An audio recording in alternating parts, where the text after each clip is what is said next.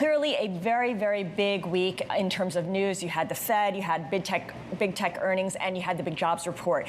We're seeing stocks fall for a third day this week, with today's sell-off being the largest. Is this response an overreaction, do you think?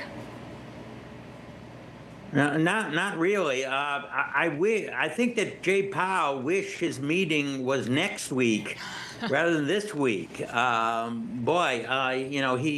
certainly missed really bad data both on Thursday and on Friday.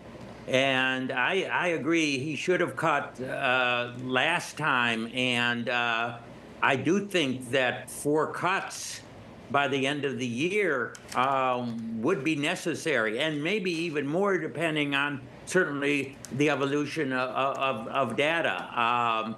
The honeymoon is over. Let's put it that way. Jay Powell and Fed enjoyed this idea that we can bring inflation down, no real consequences. We can wait and wait and wait. Well, I think he waited too long. But to put in perspective, Professor, I mean, it's not like we're bleeding jobs. The unemployment rate isn't near 5%. Yeah.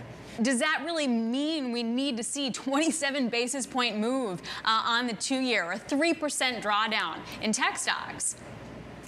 Well, and that's a recession fear, and certainly the tech stocks have very healthy PE ratios, as you know. Listen, Jay Powell had 75 basis point hikes. How many? 4 or 5 times.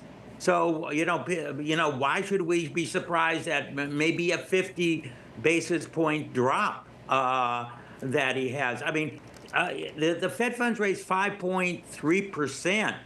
The Fed thinks that the long-term normal rate is 2.8. It's nearly half of that. And we've come so far towards our target. I think that while the Fed hasn't moved a nickel towards its target, I think we see a mismatch there.